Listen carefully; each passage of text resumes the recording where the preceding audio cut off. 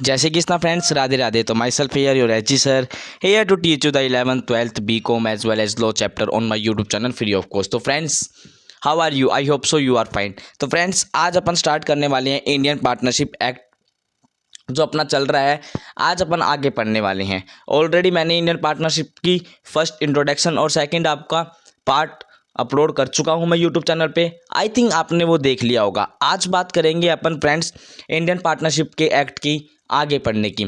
तो आज जो वाली जो वीडियो है वो बहुत ज़्यादा इंपॉर्टेंट वीडियो है।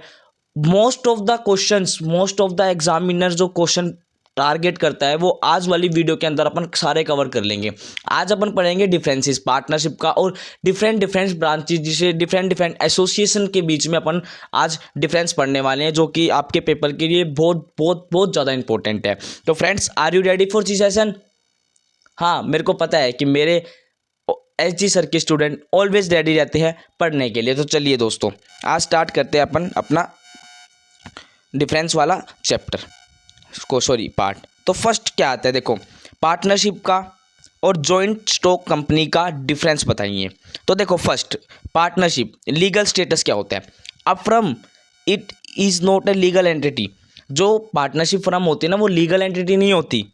It has no legal personality distinct from the personality of its constituent member. मतलब इसमें यह बताया गया कि जो पार्टनरशिप फर्म होती है ना, वो अपने मेंबर से अलग नहीं होती, वो अपने मेंबर के साथ ही होती है। क्योंकि पार्टनरशिप बनाता कौन है? पार्टनर्स बनाते हैं। तो मतलब अगर मान लो एक ने कुछ ना कुछ कांड किया तो दूसरा भी लायबल होगा पार्टनरशिप के अंदर। जबकि जॉइंट स्टॉक कंपनी में क्या होता है? The joint company is a separate legal entity है कंपनी, क्योंकि कंपनी के पार्टनर्स अलग और कंपनी अलग, इन दोनों के अंदर सबसे बड़ा मोटिव है, ठीक है ना। और इसके अंदर केस लो आता है सैलोमोन वर्सेस सैलोमोन। ये अपन आप जब कंपनी एक्ट पढ़ेंगे ना, उसके अंदर पढ़ेंगे सैलोमोन क्या होता है, ठीक है ना, केस लो। दूसरा पॉइंट क्या बोलता है? Agency in a firm every partner is an agent of other firm as well as of the firm. मतलब क्या बताया गया? जो पार्टनरशिप के अंदर है ना, पार्टनर है ना, वो अदर पार्टनर के भी एजेंट होते हैं और साथ साथ फर्म के भी एजेंट होते हैं। बट कंपनी में क्या है? अ member is not an agent of other members. जो मेंबर्स है कंपनी के अंदर, वो किसी दूसरे के एजेंट नहीं है, ठीक है ना। और वो कंपनी के भी एजेंट नहीं है। His action does not bind other. मतलब कोई भी मान लो उस कंपनी में जो पार्टनर है, उसने अगर मान लो कुछ ना कुछ कांड कर दिया तो उसमें दूसरे जो मेंबर है ना, उसको लायबल नहीं होगा वो चीज़ें।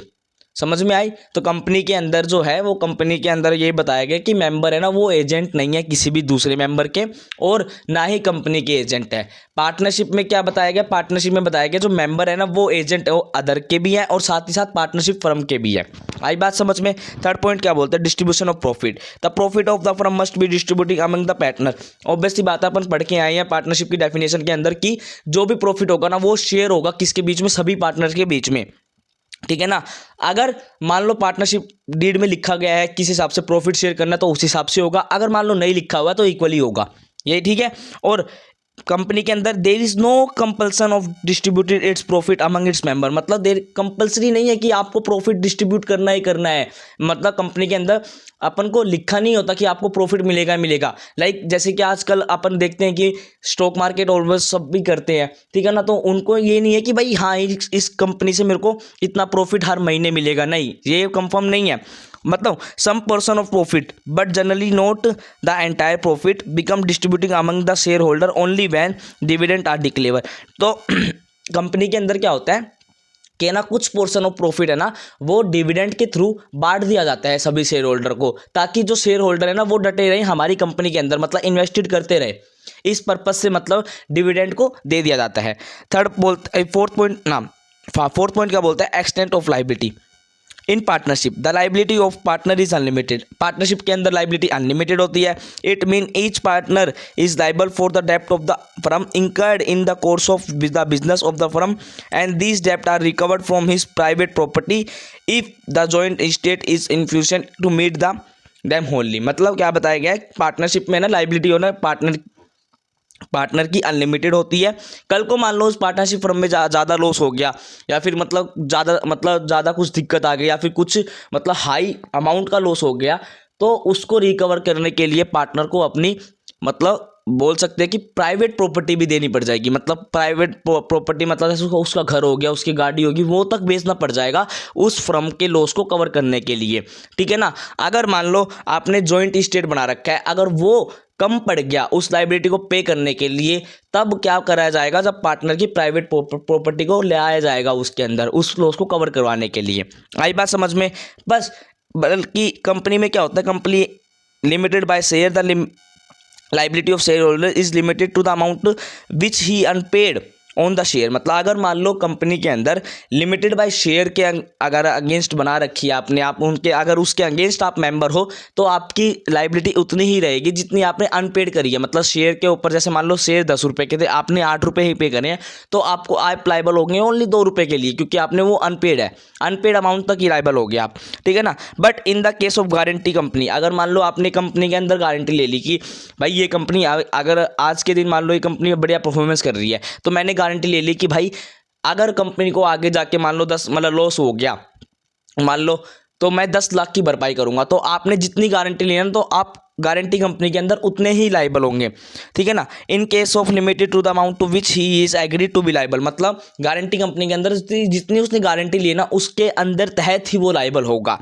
However there may be a companies where the liability of member is unlimited, मतलब एक कंपनी हो ऐसी भी होती है जिसकी लाइबिलिटी के अनलिमिटेड होती है। अनलिमिटेड क्या, अगर लाइबिलिटी के अंदर आप पार्टनर बन रहे हो तो ऑब्वियसली बात है आपकी प्राइवेट इस्टेट भी, आप प्राइवेट प्रॉपर्टी भी आपकी ले ली जाएगी उस कंपनी के डेप्ट कंप्लीट करने के लिए। आई बात समझ में। Property, the firm property is that which is joint estate of the all the partner are distributing among from the separate state from anyone, it does not belong to the body distinct in the law from its member। मतलब अगर मान लो कि company private partnership के अंदर जो भी property है तो वो सभी पार्टनर्स की मानी जाएगी, समझ में आए। अगर मान लो पार्टनरशिप प्रॉपर्टी खुद के उसके नाम से है, पार्टनरशिप प्रॉपर्टी के नाम से है, तो वो सारे पार्टनर के अंदर डिस्ट्रीब्यूटेड होगी। अगर मान लो किसी पार्टनर ने उसको लोन मतलब रेंट पे दे रखे तो वो उस पार्टनर की बोली जाएगी, ना कि पार्टनरशिप की। आई बात समझ में। In a company its property separate from that of its member, company के अंदर ऑब्वियसली बात है कंपनी के अंदर जो प्रॉपर्टी होती है ना वो कंपनी की होती है, वो पार्टनर को नहीं दी जाएगी। आई बात समझ में। He can review it back only in the form of dividend and return of capital. और मान लो किसी पार्टनर ने उसको मतलब दे रखी है कंपनी को, भाई क्या नाम है मेरी प्रॉपर्टी आप यूज़ कर सकते हो, लाइक बहुत बंदे करते हैं, जैसे मान लो ट्रक खरीद लिया, ट्रक दे दिया कि भाई आप काम चला लो, तो उससे वो क्या करते हैं मेंबर्स, उनसे मतलब चार्जेस करते हैं, उनसे मतलब पैसे लेते हैं ट्रक के। आई बात समझ में। Okay. Transfer of share, a share of partnership can not B transfer without the concern of all the partner. मतलब अगर मान लो अगर आप पार्टनरशिप फर्म में हो तो आपको ट्रांसफ़र का हक नहीं है। अगर आप ट्रांसफ़र कर रहे हो अपना शेयर किसी और बंदे को तो आपको सभी की कंसेंट लेनी पड़ेगी।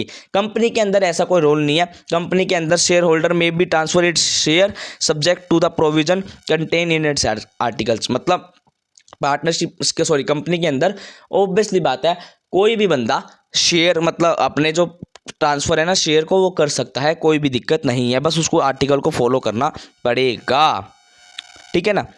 मैनेजमेंट क्या होता है, मतलब in the absence of express agreement to the contrary all the partner are entitled to participate in the management. हर कोई बंदा मैनेजमेंट के अंदर पार्टिसिपेट करेगा जो भी उसके अंदर पार्टनर बना है। Member of company are not entitled to take part in the management unless they are appointed as a director in. तो कंपनी के अंदर जो मेंबर होते हैं ना उनके ऊपर क्या डायरेक्टर बिठाए जाते हैं जो कि सारे कंपनी का मैनेजमेंट को संभालेंगे। आई बात समझ में। रजिस्ट्रेशन, ऑब्वियसली बात है पार्टनरशिप में कोई रजिस्ट्रेशन कंपलसरी नहीं होता। Company can not came into existence unless it is register. Company के अंदर रजिस्ट्रेशन मैंडेटरी होता है। किसके अंदर मैंडेटरी होता है, कंपनी एक्ट 2013 के अंदर उनको रजिस्टर करवानी पड़ती है अगर कोई कंपनी खोल रहा है तो। वाइंडिंग अप क्या मतलब क्या है, a partnership firm can be dissolve at any time if all the partner agree. मतलब पार्टनरशिप है ना कभी भी डिसॉल्व हो सकती है अगर उनके पार्टनर चाहें तो। पर कंपनी के अंदर ऐसा कोई सीन नहीं है। कंपनी है ना मतलब कंपनी के अंदर ऐसा कोई नहीं है कि भाई जो मेंबर है उन्होंने बोल दिया कि कंपनी को बंद करो। भाई कंपनी ऐसे बंद नहीं होती, आपको पता है ना। Company begin a legal person is either wind up by the National Company Law Tribunal और its name is struck by the register company. मतलब कंपनी वाइंड अप जब ही होगी जब क्या नाम है नेशनल कंपनी लॉ ट्रिब्यूनल उसको बोलेगा, या फिर मतलब रजिस्ट्रेशन, मतलब जैसे रजिस्ट्रेशन करवाते हैं ना उस टाइम मान लो कुछ भी ना कुछ गलती हो गई, जब जो आरओसी है मतलब रजिस्टर ऑफ कंपनी है ना वो उसको बोलेगी कि आपको कंपनी बंद करनी पड़ेगी, जब भी कंपनी बंद होगी। ठीक है ना। नंबर ऑफ मेंबर्स कितने होते हैं? नंबर ऑफ मेंबर किस मतलब अकॉर्डिंग टू द पार्टनरशिप होते हैं 50। आई बात समझ में? अगर कंपनी के अंदर प्राइवेट कंपनी है तो उसके 200 मेंबर होते हैं, पब्लिक कंपनी है तो उसके 7 से कम नहीं होने चाहिए, और हायर लिमिट को है नहीं। Private company can also form 1% company, और प्राइवेट कंपनी 1% कंपनी को फॉर्म कर सकती है जिसका ओनली एक ही मेंबर होता है। Duration of existence unless there is a contract to the मतलब contrary that retirement and insolvency of partner result in the resolution of firm. अगर मान लो किसी भी पार्टनर की डेथ हो गई, का रिटायरमेंट हो गया, अगर वो मान लो इंसॉल्वेंसी डिक्लेयर हो गया तो पार्टनरशिप बंद हो सकती है, मतलब पार्टनरशिप का ड्यूरेशन खत्म हो सकता है। और कंपनी के अंदर ये वाला चीज़ नहीं होता, company enjoy the perpetual succession, company के अंदर परपेचुअल सक्सेशन होता है और वो इंजॉय करती है। आई बात समझ में? आप सेकंड पार्ट पढ़ते हैं अपन पार्टनरशिप वर्सेस क्लब के बारे में। तो पार्टनरशिप क्या होता है? Partnership is an association of a person form for earning profit from a business carried on by all or any of them acting for all. मतलब एक पार्टनरशिप वो एसोसिएशन है किसका? पर्सन का, जो कि अर्निंग प्रॉफिट के लिए बनाई गई है, और इनके अंदर कोई भी जो बंदा है ना मतलब वो डिसीजन लेगा। तो ऐसे मतलब business carried on by all or any of them acting for all, मतलब म्यूचुअल एजेंसी इसके अंदर एग्जिस्ट होती है। पर क्लब क्या होता है? Club is an association of person formed with an objective not to earning profit. For club के अंदर क्या होता है? प्रॉफिट अर्न नहीं होता, but to promoting some beneficial purpose such as improvement of health और प्रोवाइडिंग रजिस्ट्रेशन। मतलब ये क्या होता है? देखो क्लब अपन कैसे मतलब अपन बोलते हैं ना कि भाई मतलब हमारा सोशल हेल्पफुल के लिए क्लब बनाया गया है, तो उसमें क्या होता है? प्रॉफिट कमाना नहीं होता मोटिव, बस एक है ना मतलब पर्पस, मतलब एक पर्पस होता है जिसमें अपन प्रोमोटिंग करते हैं अपने बेनिफिशियल पर्पस को। जैसे कि अपन ने हेल्थ के लिए कुछ क्लब बना दिया, या फिर अपन ने सोसाइटी के लिए कोई क्लब बना दिया, उसके लिए क्लब इन्वेंशन करी जाती है। ओके बात। Person forming a partnership are called partner and partner is an agent of other partner. जो पर्सन पार्टनरशिप को फॉर्म कर रहे हैं मतलब पार्टनरशिप को फॉर्म कर रहे हैं उसको अपन क्या बोलते हैं? पार्टनर्स बोलते हैं, और पार्टनर है ना एजेंट होते हैं किसके? अदर पार्टनर के। Person forming a club are called members. मतलब जो पर्सन क्लब को फॉर्म कर रहे हैं ना उसको मेंबर्स ही बोल देते हैं। A member of club is not an agent of other member. जो मेंबर है ना क्लब के वो किसी दूसरे के एजेंट नहीं है। आई बात समझ में? Interest in the property, partner has interest in the property of the firm. Partner का इंटरेस्ट होता है किसके अंदर? पार्टनरशिप प्रॉपर्टी के अंदर, but member of club has no interest in the property of club. जो क्लब के मेंबर है ना उनको कोई इंटरेस्ट नहीं रहता क्लब की प्रॉपर्टी के ऊपर। Dissolution change in the partnership partner of the firm effect it existence. मतलब अगर मान लो कोई भी पार्टनर के अंदर चेंज हुआ तो अपन पार्टनरशिप को बंद कर सकते हैं, but change in the membership of the firm or of the club does not existence, मतलब उसके एग्जिस्टेंस को इम्पैक्ट नहीं करेगी। कौन? आपकी मतलब क्लब। ओके आई बात समझ में? अब थर्ड पार्ट बोलता है हिंदू अनडिवाइडेड फैमिली और पार्टनरशिप के बीच में डिफरेंस बताता हूँ। बस पहला मोड ऑफ क्रिएशन क्या होता है? Partnership is created by an agreement. Joint Hindu liability joint Hindu family क्या होता है? The right in the joint family is created by status means it creation by birth in the family. मतलब जो joint Hindu family है ना वो बर्थ से ही start होती है। मतलब जैसे कि मान लो जैसे अपना इसका मतलब क्या है? पूर्वज लाइक जो आपका बिजनेस चलता आ रहा है, जैसे मान लो आपके पापा की दुकान, आपके बाबा की दुकान थी, उस पर आपके पापा बैठने लग गए, आप बड़े हो गए तो आप संभालने लग गए, आपके मान लो कोई बेबी होगा वो संभालने लग गया, उसका मतलब कोई और मतलब पुश्तानी जो धंधा चल रहा है आपका, पुश्तानी जो बिजनेस चल रहा है ना उसको अपन बोलते हैं जॉइंट हिंदू फैमिली। समझ में आया? उसका और पार्टनरशिप के बीच में डिफरेंस क्या है? तो पार्टनरशिप एग्रीमेंट से होती है, मतलब अपन बोल सकते हैं इम्प्लीमेंट किससे होती है? एग्रीमेंट से होती है। ठीक है ना। और जॉइंट हिंदू फैमिली, जो हिंदू फैमिली है ना वो किससे? वो बाय बर्थ से होती है, मतलब उसको आपको अधिकार बाय बर्थ से ही मिल जाता है। डेथ ऑफ द मेंबर, अगर पार्टनर की डेथ हो गई तो आप डिसोल्यूशन को क्रिएट कर सकते हो पार्टनरशिप के अंदर, बट इसके अंदर अगर मान लो कि आपकी किसी की भी डेथ हो गई, किसी भी मेंबर की डेथ हो गई तो ये इम्पैक्ट नहीं पड़ेगा किसके ऊपर? डिसोल्यूशन के ऊपर। आई बात समझ में? All partner are equally entitled to take part in the partnership business. जो भी पार्टनर है किसके अंदर, पार्टनरशिप के अंदर, वो मैनेजमेंट कर सकते हैं बस इसमें। और जो हिंदू फैमिली के अंदर कर्ता होता है जो कि डिसीजन लेता है, मतलब जो सबसे बड़ा होता है, घर का सबसे बड़ा मुखिया, उसको अपन कर्ता बोलते हैं, वो ही डिसीजन लेता है उसके लिए। आई बात समझ में। अब क्या बोलते हैं अथॉरिटी टू बाइंड, इसमें आपको पता है every partner can by his act bind the firm, मतलब कोई भी पार्टनरशिप के अंदर कोई भी पार्टनर है ना, वो दूसरे पार्टनर को बाइंड कर सकता है उसके एक्ट के तहत। बट कर्ता और the manager has the authority in the contract for the family business and other member in the family, मतलब इसके अंदर करता है ना वो ही बाइंड होगा, वो ही उस लॉस को पे करेगा और कोई फैमिली मेंबर पे नहीं करेगा। Liability in the partnership, the liability of partner is unlimited, जो मतलब पार्टनर की लाइबिलिटी है ना अनलिमिटेड होती है, बट इसमें हिंदू अनडिवाइडेड फैमिली के अंदर कर्ता की जो लाइबिलिटी है ना वो अनलिमिटेड होती है और रेस्ट ऑफ तो बच गए ना उनकी लिमिटेड होती है। आई बात समझ में। Calling for account on closure, मतलब अकाउंट को क्लोज कौन करवा सकता है, एवरी पार्टनर, सभी पार्टनर के अंदर, पार्टनरशिप के अंदर सभी पार्टनर के अंदर हक है कि वो कोई भी मतलब भाई अकाउंट को चेक करवा सकता है। बट इसके अंदर क्या है, इसके अंदर ना on the separation of joint family a member is not entitled to ask the account of the family business, मतलब कोई भी मेंबर आके कर्ता के अंदर, मतलब जैसे हिंदू अनडिवाइडेड फैमिली के अंदर कोई भी आके ऐसे नहीं बोल सकता कि हमें अकाउंट दिखाओ, नहीं, अलाउड ही नहीं है।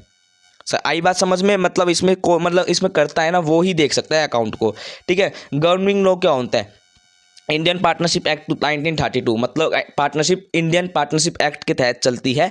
और हिंदू फैमिली वाला कौन सा होता है, हिंदू लॉ, जो कि एप्लीकेबल होता है। Minor in partnership, minor can not be become an partner through he can admitted to the benefit of partnership only with the consent of all partner. अपन ने पढ़ के आया कि माइनर है ना पार्टनर नहीं बन सकता पार्टनरशिप फर्म में, बट सभी पार्टनर अगर उनको बोल दे कि हाँ भाई आप इसको बना लो तो वो बेनिफिट के लिए बन सकता है। बट हिंदू अनडिवाइडेड फैमिली के अंदर में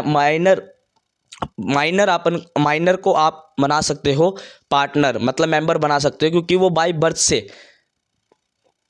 से आपके मतलब एडमिटेड हुआ है आपकी मेंबर्स के अंदर, मतलब आपकी फैमिली के अंदर बाय बर्थ से हुआ है और बाय बर्थ से आप उनको अधिकार मिला गया कि वो मेंबर बन चुका है। आई बात समझ में। हाँ, नंबर ऑफ मेंबर आपको बताइए एक पार्टनरशिप के अंदर 50 होते हैं, इसके अंदर अनलिमिटेड होते हैं भाई, कितनी भी जितनी बर्थ होती जा रही है ऑब्वियस बात है वो सारे मेंबर ही बनते जा रहे हैं ना। Share in the business in partnership, each partner has a defined share by virtue and agreement between the partner, मतलब जितने भी पार्टनर है ना पार्टनरशिप के अंदर उनके भाई उसको PSR रेशियो में या फिर मतलब उनको बताया गया है, उसके एग्रीमेंट में लिखा गया है कि आपको इतना प्रॉफिट का हक मिलेगा। इन HUF नो corporation has been defined in share his interest in the fluctuation one, it is capable of being enlarged by death in the family, मतलब इसमें सभी को मतलब अधिकार नहीं दिया गया है। हाँ, इसमें बोला गया कि आप खर्चा करो कोई दिक्कत नहीं हम पे करेंगे, अधिकार नहीं दिया गया। अब बात करते हैं अपन पार्टनरशिप एंड को ओनरशिप क्या होते हैं। देखो इनके बीच में ना बहुत बार क्वेश्चन पूछे गए हैं, सच में बहुत बार क्वेश्चन पूछे गए हैं। तो क्या बताया गया, partnership always carried out of a contract express और इम्प्लाइड, मतलब जो पार्टनरशिप है ना वो क्या बताया गया, वो क्या कॉन्ट्रैक्ट से, क्या एक्सप्रेस से, क्या इम्प्लीकेशन से आपका क्रिएट हुआ गया है, फिर आपका अराइज हुआ गया है। को ओनरशिप में भी अराइज आइदर फ्रॉम एग्रीमेंट और by the operation of law such by the inheritance, मतलब को ओनरशिप इनहेरिटेंस से आपकी अराइज हुई गई है। Implied agency, a partner is an agent of the other partner, partnership के अंदर पार्टनर दूसरे बंदे का एजेंट होता है।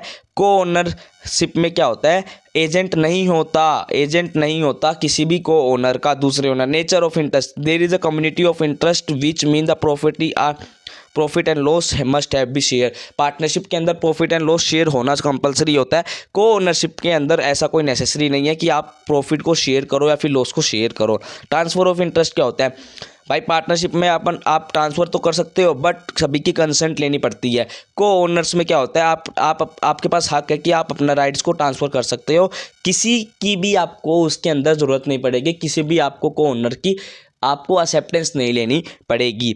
आई बात समझ में। ओके, तो नेक्स्ट पार्ट क्या बोलता है, पार्टनरशिप एंड एसोसिएशन क्या होता है। Partnership means and involve setting up relation of agency between two or more person who have enter in the business for the purpose of earning with the attention to share the profit of such the business. मतलब यही partnership की definition बताई गई है कि partnership involve करती है, एक रिलेशन बनाती है किसके, दो और दो से ज़्यादा बंदों के बीच में, जिसका मेन मोटिव क्या होता है, बिजनेस करना। साथ ही साथ जो भी अगर उन्होंने प्रॉफिट कमाया तो वो सभी पार्टनर को शेयर करेगी। एसोसिएशन के अंदर association involve out of social cause and there is no necessary motivate to earn profit and share profit.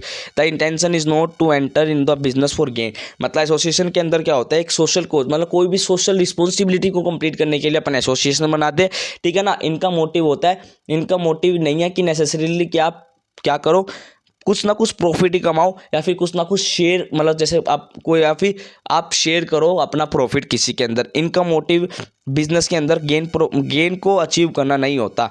Partnership to run a business and earn profit देना। मतलब पार्टनरशिप के अंदर क्या होता है, बिजनेस मैंडेटरी होता है और साथ साथ आपको प्रॉफिट अर्न करना होता है। Member of charitable society or religious association or an improvement scheme, building corporation or mutual insurance society and trade protection association, ये सारे के सारे इसके अंदर आते हैं।